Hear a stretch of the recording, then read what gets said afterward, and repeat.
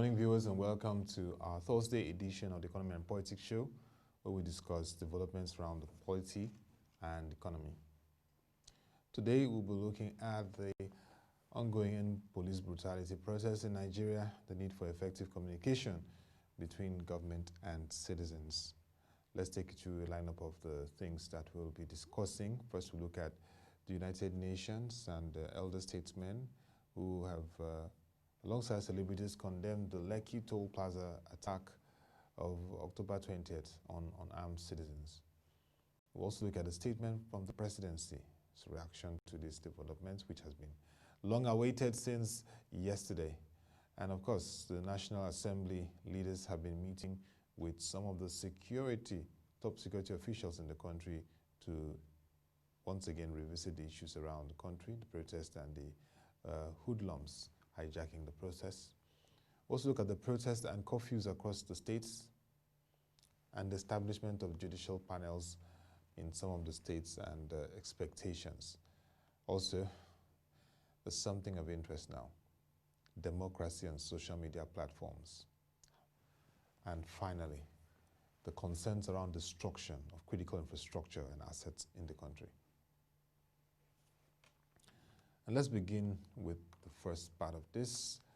The United Nations Secretary General Antonio Guterres has condemned the Tuesday attack, the October 20th, 2020 Tuesday attack on NSAS protesters in Lekki Toll Gate, or you also call it Toll Plaza, by unidentified soldiers. Now, reacting to this incident, Mr. Guterres, in a statement signed by his spokesman, Stefan Dujarric, said recent developments in Nigeria are condemnable.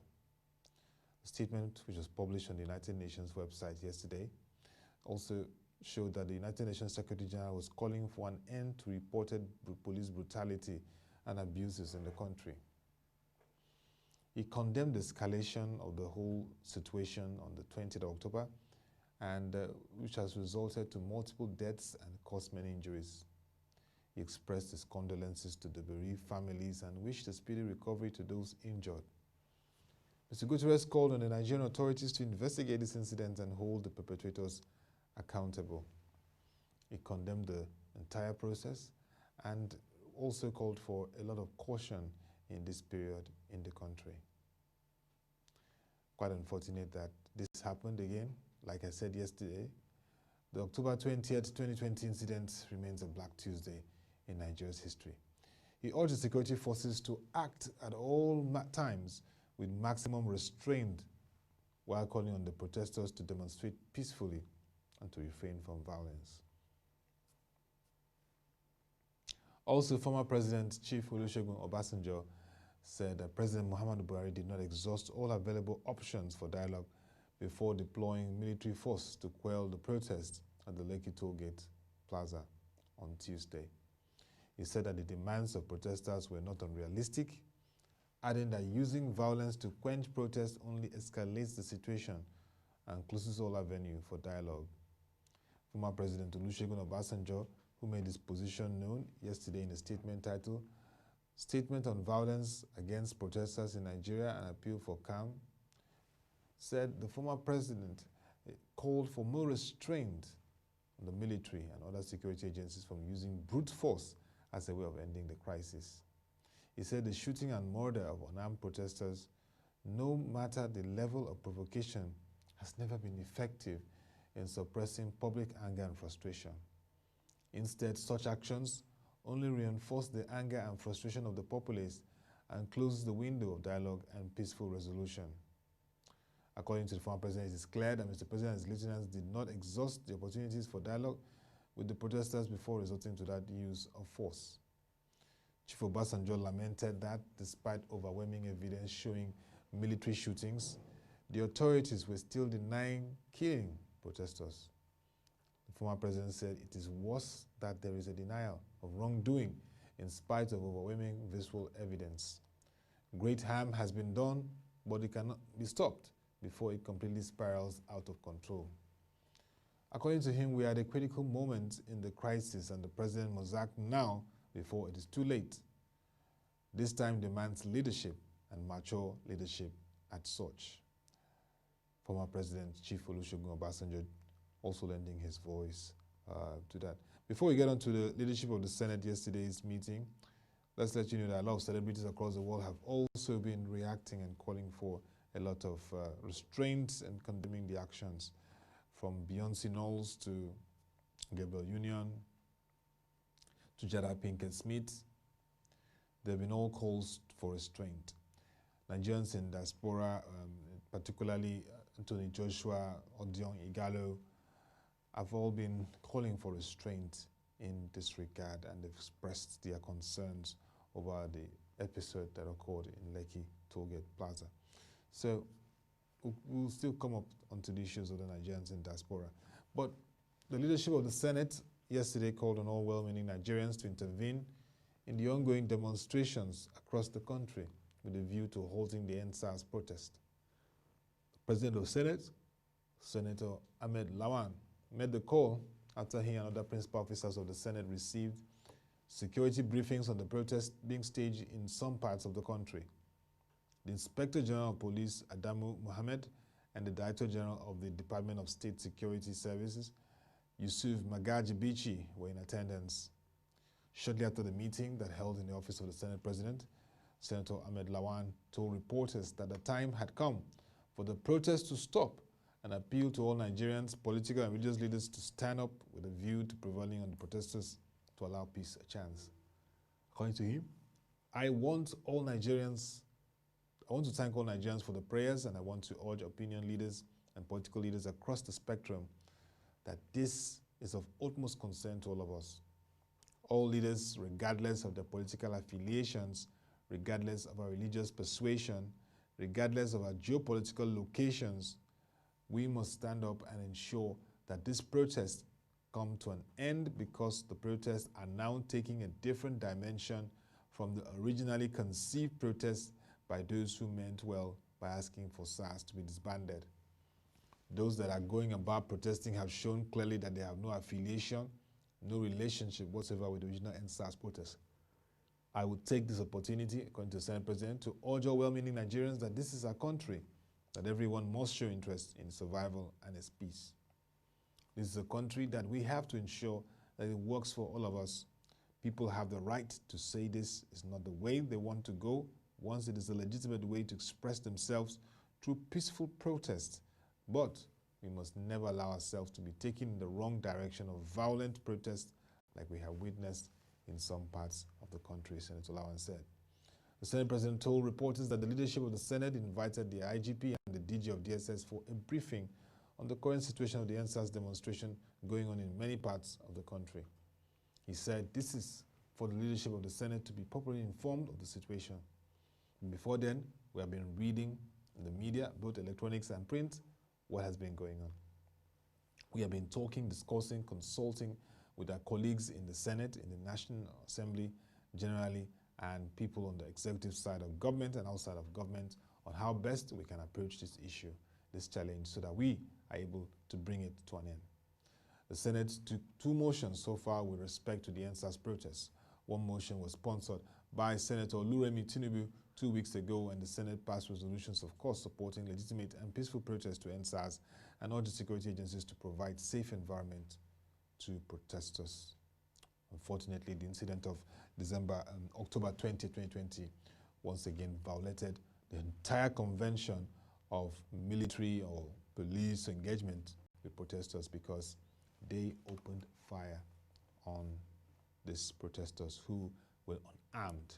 And once again, we appeal. We call on all stakeholders and key parties to take seriously the step of ensuring that all those that were involved in this fracas and incident are brought to book. Yesterday, Governor Babajide Sanwo-Olu, in his speech, which we got just earlier, said he will set up a 5-man fact-finding team to investigate the whole issue, working with the High Command of the Nigerian military. We expect that this will be beyond rhetoric, and this will happen appropriately. So let's move on to the protests and curfews across the states in Nigeria. It is getting very, very tensed, and it's a lot of, I understand why the Senate President is worried and calling for all stakeholders to intervene. The protest is not only occurring in Lagos. Abuja, the Federal Capital Territory, has been part of the protest. Lagos, then Rivers State, Edo State, Imo, Abia, Enugu, Anambra, Ekiti, Ondo, Oyo, and even Ogun states are all engulfed in the protests, and this brings to the fore the need for effective communication between governments and the citizens and all those genuine peaceful protesters.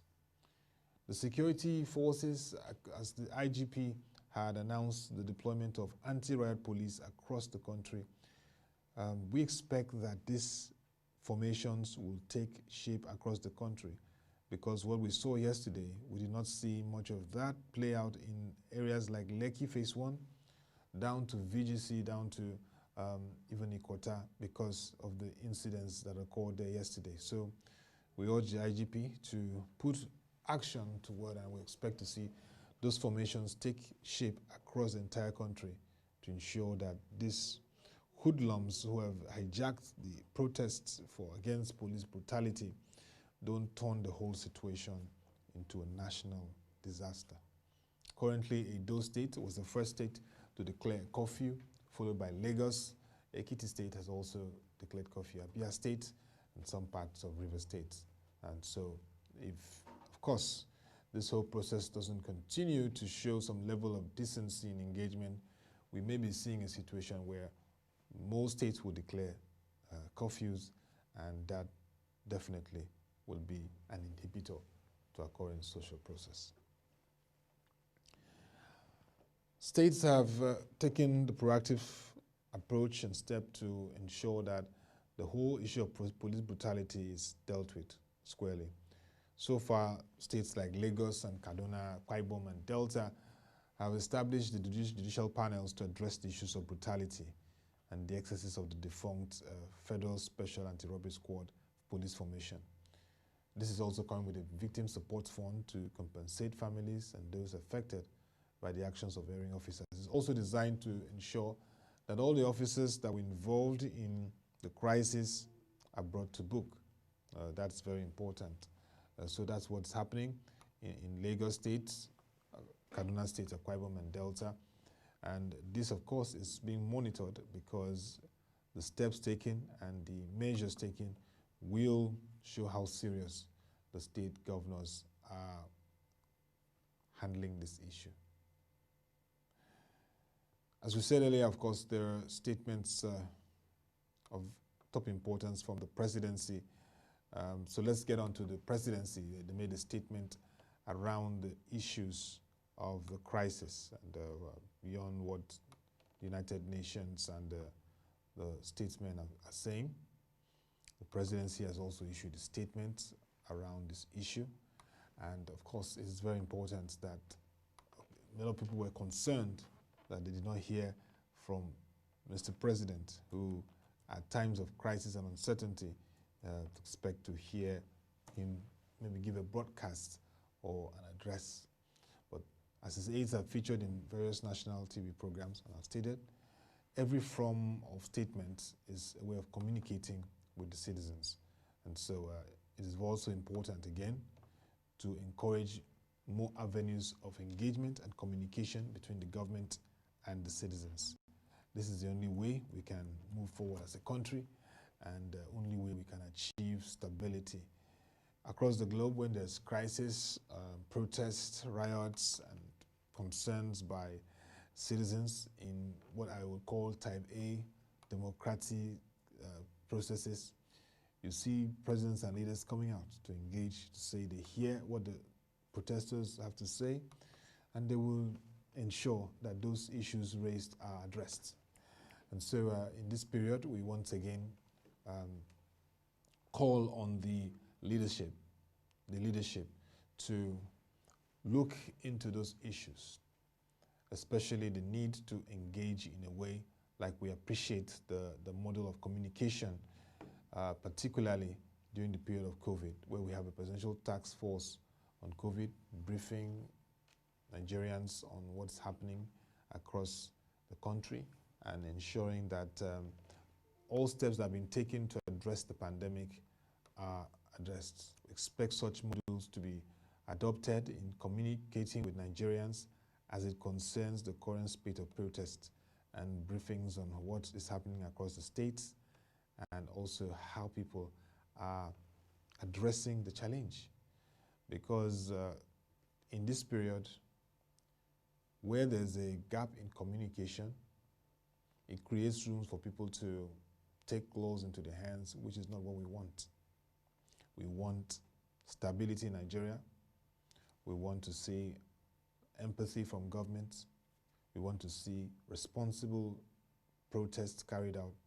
And we want to see those who think that they can use this opportunity to inflict pain on Nigerians who legitimately go around there for their business and who have means of livelihood and who are responsible citizens paying their taxes, protected and covered from every form of attack. So communication from the presidency is very important. So let's look back again at the statements that the presidency has made so far on the issue of the NSAS protests. It's very important that we bring that to the fore because, yes, in this period, all levels of engagement are very important, and we would like to see what they had to say concerning the development of the protests, which has huge concerns in the country. Like we said earlier, it is really unfortunate that the incidents of October 20th occurred, and we really empathize with Nigerians who experienced this development and would like to once again assure that we'll continue to bring you updates, bring you to speed with the updates that are occurring in terms of what happened and what led to this development. But speaking around communication, it's also important that the levels of engagement with the Nigerian citizens are deployed, particularly the social media platforms, which is very important. So we expect that all those spokesmen working with the presidency would use this avenue to continue to engage, to provide clarity and information of what the government is doing.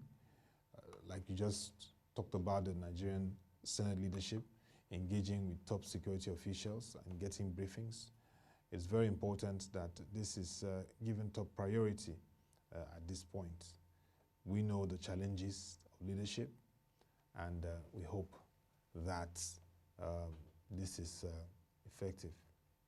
The presidency in a statement has said that the National Economic Council, which has the 36 governors as members and chaired by the vice president, have taken far-reaching steps to address the challenges in ensuring that there is police reforms.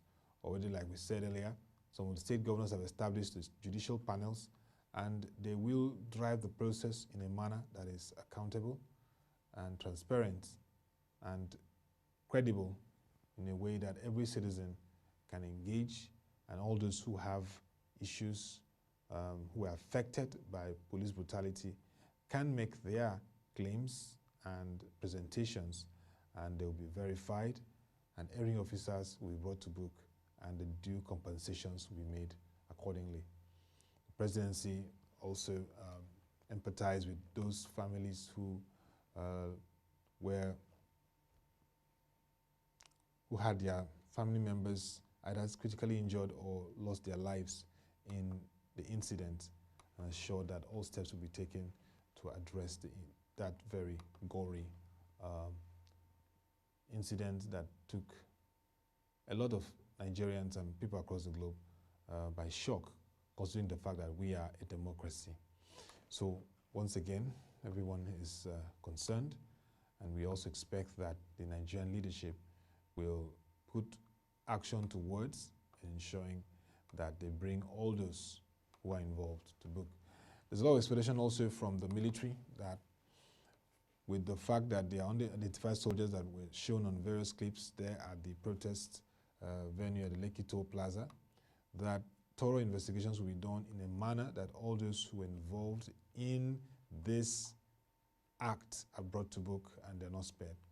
This is how Nigerians will have confidence in the entire system. The Nigerian Human Rights Commission, to its Executive Secretary, Mr. Tony Ojukwu, also condemned the Lekki Toll Plaza action and called on the federal government to take that required step to bring all those who carried out this action to book. And we hope that the government will act accordingly. And let's look at democracy and social media platforms. Democracy is a good thing. We've evolved since 1999 till 2020. So we can say we've had 2 decades of democracy. But democracy means that you should be able to express your opinion and views, and it's appreciated by others. Appeal to particularly the young people, the millennials and the Gen Zs, in this period as you engage on Facebook, Twitter, and various other platforms, Instagram. It's important that we try to appreciate everyone's views and opinions. The beauty of democracy is diversity in opinion, views, and perspective and ideologies. It's not a period to abuse and impose our views on people. People may look at things in different ways. So, in essence, we have to show ourselves even democratic if we desire that even the government show forms of democracy.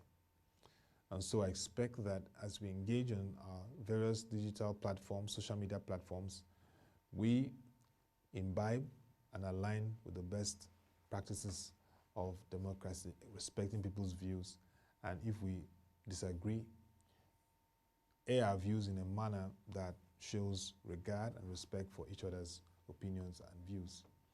The situation where people tend to go on bullying, which is like a cyberbullying or a social media bullying, will not help. There's been incidents of a lot of people blocking their friends or blocking people on Twitter and Facebook just because the people don't seem to understand that, fine, if we disagree, we can have a healthy debate. So that's the situation that needs to be addressed. Communication. As we push for communication between government and the citizens in this period, we also push for healthy debates and conversations on social media, because we must avoid every wave and every tendency to create rancor and destabilize the polity. We must be very careful. And also this period, we have to be very sensitive to things that go on social media platforms are not verified, and we share, because those can stir up emotions. So it's very important to carry out the various fact-checking models for videos, images that we see on social media, particularly on WhatsApp platform, on Facebook, or even Twitter. They must be verified, and we must be responsible for information we spread so that it do not create rancor and tension in our already heated polity. This is very important also, and I hope that we will take that to note. Let's now look at the destruction of critical infrastructure and assets. In times like this, it is very important as a country to reflect on the values we have and what we believe in. Since the return to democracy, we've seen that Nigeria is exploring and evolving as a market economy, a liberalized economy. And in a liberalized economy, people have no rights to acquire property, people have rights to in ventures, in businesses, investments, and opens up the economy for immense opportunities and wealth. But when there is a situation where peaceful protests are hijacked by hoodlums and they target properties, business places, it becomes a huge concern, a national critical infrastructure. So we condemn totally the various attacks that we've seen on properties, on lives, which were avoidable and unnecessary. We understand the pain of various issues of police brutality and even what happened on 20th of October, but that doesn't also justify the actions that various hoodlums and miscreants have taken in the country. We know that the security forces are doing their best to secure the country, and so we urge Nigerians and all these group leaders across the country who have some level of influence to appeal but restrained, particularly those who think they can take advantage of this process to destabilize the country and cause pain and inflict additional concerns in the country. Investors are watching and will be concerned. Nobody wants to invest in an environment where there is tension and instability. So far, we've seen assets, we've seen financial markets being impacted with some of the banks in the country. Their assets are being touched and burnt down. We've seen the hospitality industry affected with hotels also being touched. We've seen shops and malls, leading malls in Lagos being attacked. We've seen even hospitals burnt. We've seen various places of businesses impacted, and this is not really the way to go.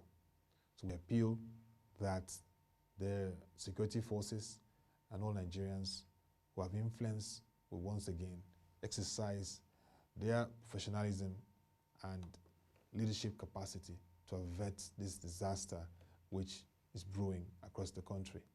Even down to markets. Markets are being burnt, shops, and even, like I said, one of them, the Nigerian Ports Authority, was burnt down. The office was burnt down. And this is something that is a very critical regulatory authority for the ports. As you all know, that Lagos is home to our leading ports in the country. The logistics, the activities there will have an impact on our maritime sector. So when actions are taken like this, we need to take caution. Major media station yesterday was touched. That's the Television Continental. Even down to the Federal Road Safety Commission office around the Ojodu area, where records are kept for driver's license and the operations around driving regulations in the country.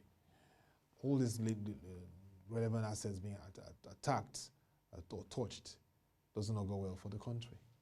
So it's an appeal, and it's collective. We must resist this growing concern of attacks on critical assets, places of business places, and of course, places that are of interest to Nigerians.